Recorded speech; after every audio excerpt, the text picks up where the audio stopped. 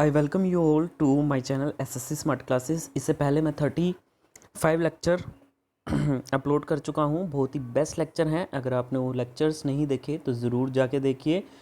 इस प्रीवियस वाली वीडियो में मैंने आपको बताए थे भारत के गवर्नर जनरल, और फिर उसके बाद आपके आएंगे वायसराय। ठीक है, बंगाल का गवर्नर मैंने पढ़ाया था, फिर बंगाल के गवर्नर जनरल आए, बंगाल के गवर्नर जनरल के बाद फिर आपके भारत के गवर्नर जनरल आए, और फिर उसके बाद वायसराय आए।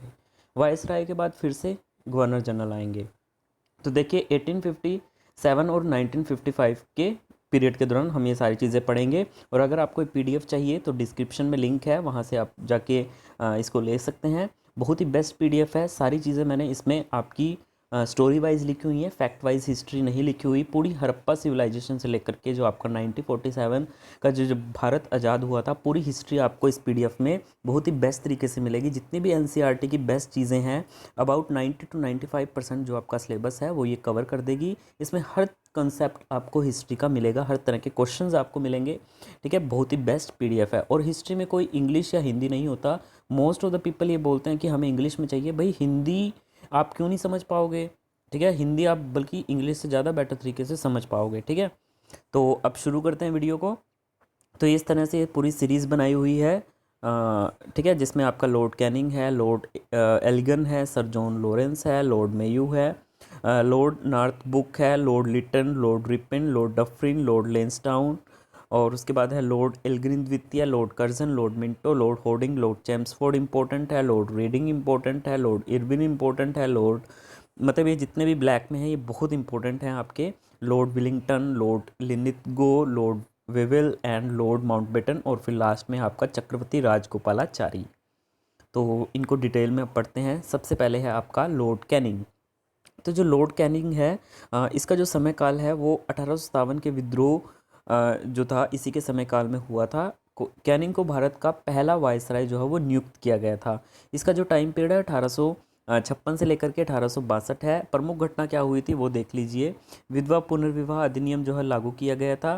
भारतीय दंड संहिता आईपीसी की स्थापना की थी, और डॉक्ट्रिन ऑफ लैप्स, ठीक है, यानी राज्य विलय नीति को समाप्त कर दिया गया था। क्या है doctrine of lapse? Doctrine of lapse की नीति के अंदर कह रहे हैं जिन भी राज्यों का कोई उत्तराधिकारी नहीं है आगे, मतलब पुत्र नहीं है उनके, ठीक है, भले ही पुत्री हो बट पुत्र नहीं हो, तो उनके राज्य को सीधा जो है वो ब्रिटिश साम्राज्य में, ब्रिटिश उसमें मिला लिया जाता था। मतलब वो सरकार के अधीन आ जाती थी वो प्रॉपर्टी।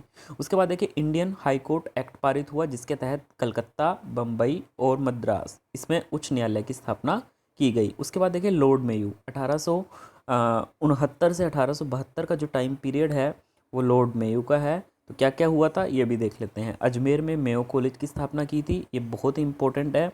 इन्हीं के समय काल में 1872 में पहली बार जनगणना हुई थी। 1872 में अंडमान में लॉर्ड मेयू की हत्या उसी के शासनकाल में अफगान द्वारा कर दी गई थी। उसके बाद देखिए लॉर्ड लिटन 1876 से 1880। वर्नैक्युलर प्रेस एक्ट जो है वो पारित किया गया था। क्या है वर्नैक्युलर एक्ट प्रेस एक्ट? देखिए इसके तहत भारतीय समाचार पत्रों पर कठोर प्रतिबंध लगा दिया गया था। अगर किसी अखबार में कोई भी आपत्तिजनक चीज़ छपती है, मतलब सरकार के अगेंस्ट कुछ भी उन्होंने आर्टिकल वगैरह अगर लिखे हैं, तो सरकार क्या करती है, उसकी प्रिंटिंग प्रेस सहित संपत्ति जब्त कर लेगी। तो बहुत ही ज़्यादा ये हार्श रूल था प्रेस के ऊपर, एक तरीके से वर्नैक्युलर प्रेस एक्ट। उसके बाद देखिए लॉर्ड रिपन 1880 से 1884 का ये जो टाइम पीरियड था लॉर्ड रिपन का था। इतिहास में लॉर्ड रिपन को भारत के उद्धारक की संज्ञा दी गई थी। वेरी वेरी इंपॉर्टेंट, ये आप करिएगा। ठीक है, इतिहास के उद्धारक की संज्ञा इसको दी गई थी। प्रमुख घटनाएं जो हुई थी, वर्नैक्युलर प्रेस एक्ट समाप्त किया गया था, स्थानीय स्वशासन की शुरुआत की थी, नियमित रूप से जनगणना की शुरुआत की थी। नियमित रूप से देखिए अब ये जो जनगणना है वो नियमित रूप से होने लगी। हर 10 साल में जनगणना होती है, तो वो नियमित रूप से कर दी गई थी। प्रथम कारखाना अधिनियम पारित किया गया, और इसके बाद देखिए इल्बर्ट बिल जो है वो इसी के समय काल में पारित हुआ था, जिसके कारण भारतीयों को भी यूरोपियन कोर्ट में जज बनने का अधिकार मिला। उसके बाद देखिए लॉर्ड डफरिन 1884 से 1888 का जो टाइम पीरियड है, इसमें क्या हुआ था, 1885 ईस्वी में बम्बई में ए.ओ. ह्यूम की अध्यक्षता में भारतीय राष्ट्रीय कांग्रेस की स्थापना हुई थी। उसके बाद देखिए लॉर्ड कर्जन का टाइम पीरियड है। लॉर्ड कर्जन का जो टाइम पीरियड है वो 1999 से 1905 पे हुआ था। 1905 को ध्यान में रखिएगा, ठीक है। बंगाल का विभाजन याद आएगा आपको ये डेट सुन करके, ये ईयर सुन करके। ऐतिहासिक इमारतों की सुरक्षा और मरम्मत के लिए भारतीय पुरातत्व विभाग की स्थापना की थी, ठीक है। और उसके बाद देखिए भारतीय विश्वविद्यालय अधिनियम पारित किया गया, ठीक है। और सिंचाई आयोग, पुलिस आयोग और विश्वविद्यालय आयोग की स्थापना की थी। अब यहाँ पे मेन इम्पोर्टेंट बात यही है कि जितने भी हमारे ऐतिहासिक इमारतें हैं भाई, उनकी सुरक्षा भी बहुत ज़्यादा ज़रूरी है। इन ऐतिहासिक समारोहों को बचाना बहुत ज़रूरी है। जैसे टॉम्ब हो गए, जितने महान जो शासक रहे होंगे, ठीक है, उनकी टॉम्ब्स पे भी काफ़ी जो है वो हिफाजत से रखे जाते हैं। उसके बाद देखिए लॉर्ड होर्डिंग, 1910 से 1916 का टाइम पीरियड, बंगाल के विभाजन को रद्द किया। इन्हीं के शासनकाल में, मतलब 1912 की बात करता हूँ मैं, 1912 में ही भारत की जो राजधानी थी कलकत्ता से प्रिय दिल्ली ट्रांसफ़र जो है वो कर दी गई थी, 1912 में हुई थी। और प्रथम विश्व युद्ध आपका स्टार्ट हो चुका था 1914 में, आपको पता ही है। तो ये घटनाएं जो है उनके टाइम पीरियड में हुई थी। उसके बाद देखिए लॉर्ड चेम्सफोर्ड। लॉर्ड चेम्सफोर्ड का इम्पोर्टेंट इसलिए है क्योंकि जलियांवाला हत्याकांड जो था 1919 में हुआ था। वो हुआ था रोलेट एक्ट, इतना हार्श जो कानून था वो पास हुआ था, रोलेट एक्ट, जिसमें शक के आधार पर किसी भी भारतीय को जेल में डाल दिया जाता था। और महात्मा गांधी ने असहयोग आंदोलन शुरू किया, जिसके तहत वो किसी भी कार्य में ब्रिटिश की हेल्प नहीं करेंगे, ठीक है। उसके बाद देखिए लॉर्ड रीडिंग, तो 1921 से 1926 का टाइम पीरियड है। चोरा चोरी कांड, ये आगे पढ़ेंगे, जिसमें आपकी 22 जो पुलिसकर्मी हैं उनको जला दिया था। इसी के चलते महात्मा गांधी जी ने ये जो ऐसा एक आंदोलन है वो वापस ले लिया। नेक्स्ट देखिएगा, भारत में सिविल सेवा परीक्षा की शुरुआत लॉर्ड रीडिंग के काल में हुई थी। भारत में एक्चुअली ये शुरुआत हो चुकी थी। उसके बाद देखिए लॉर्ड इरविन, 1926 से 1931 का जो टाइम पीरियड था लॉर्ड इरविन का था। साइमन कमीशन भारत में आया था और इसमें मैक्सिमम जो थे वो सभी जो थे वो अधिकारी वो ब्रिटिश ही थे, गोरे ही थे। इसी वजह से इसका व्यापक तरीके से भारत में विरोध हुआ और साइमन गो बैक के नारे लगाए गए। संविधान निर्माण हेतु प्रथम गोलमेज सम्मेलन इन्हीं के समय काल में आयोजित हुआ। महात्मा गांधी द्वारा शुरू सविनय अवज्ञा आंदोलन। उसके बाद देखिए लॉर्ड वेलिंगटन, 1931 से 1934 का टाइम पीरियड था। तो 1935 एक तरीके से भारतीय सरकार जो अधिनियम था 1935 पारित हुआ। थोड़ा सा बता देता हूँ, हालांकि 1935 मैं पूरा आपको बता चुका हूँ डिटेल में। इस अधिनियम में कुल 321 धाराएं व 10 सूचियों का समावेश था। आज ये बहुत ज़्यादा हो गई हैं, ठीक है। उसके बाद देखिए इसके तहत केंद्र में द्वैध शासन की व्यवस्था की गई थी। इसके तहत बर्मा को भारत से अलग कर दिया गया था। वर्तमान में बर्मा को म्यांमार के नाम से हम जानते हैं। और अधिनियम के तहत एक संघीय न्यायालय एवं रिजर्व बैंक ऑफ इंडिया की स्थापना की गई थी। एक फेडरल कोर्ट और एक आरबीआई की शुरुआत की गई थी, स्थापना की गई थी। उसके बाद देखिए लॉर्ड लिनलिथगो, ये भी इम्पोर्टेंट है, 1936 से 1943 का इसका जो टाइम पीरियड है। भारत छोड़ आंदोलन हुआ था 1942 में, क्रिप्स मिशन, ये सब हम पढ़ेंगे डिटेल में। पहली बार आम चुनाव हुए थे और द्वितीय विश्व युद्ध का प्रारंभ हो चुका था। उसके बाद देखिए लॉर्ड माउंटबेटन, 1947 से 1948 का इसका टाइम पीरियड था। इन्हीं के काल में भारत को आज़ादी मिली थी।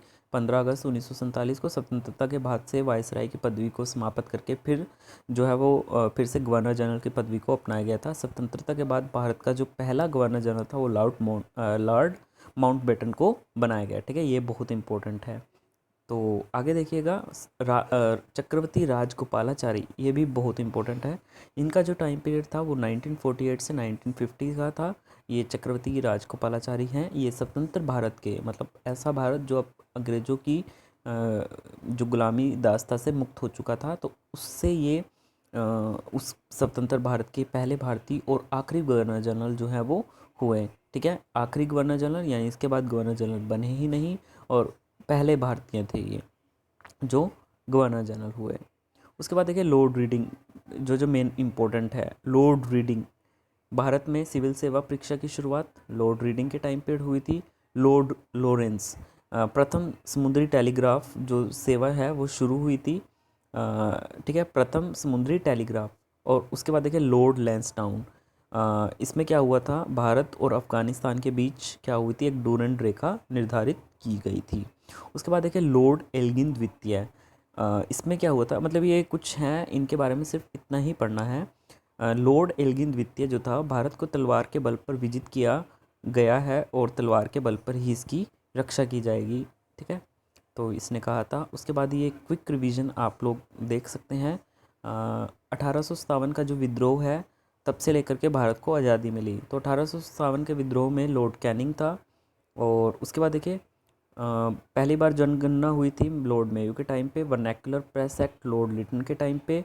उसके बाद देखिए लॉर्ड रिपन का जो टाइम पीरियड है उसमें स्थानीय स्वशासन की शुरुआत और नियमित जनगणना। ये बहुत बार इंपॉर्टेंट क्वेश्चन है, बहुत बार पूछा गया है।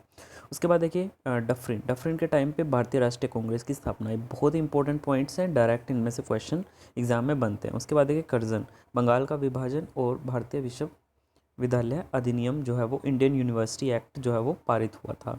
होर्डिंग के टाइम पे बंगाल के विभाजन का रद्द हुआ था और भारत की राजधानी जो है वो कलकत्ता से दिल्ली ट्रांसफ़र की गई थी। कब की गई थी? 1912 में। लॉर्ड चेम्सफोर्ड, जलियांवाला बाग हत्याकांड हुआ था एवं रोलट एक्ट आया था। इरविन का नाम जानते ही, एक तो प्रथम गोलमेज सम्मेलन और साइमन कमीशन। विलिंगटन में भारतीय सरकार अधिनियम जो था वो 1935 का आया था। और उसके बाद लॉर्ड लिलिंथगो, भारत छोड़ो आंदोलन, क्रिप्स मिशन और पहली बार जो आम चुनाव हुए थे। और लॉर्ड माउंटबेटन जो था वो भारत की जो आज़ादी हुई थी। ठीक है, तो इसी तरीके से ये आपके कंप्लीट होते हैं।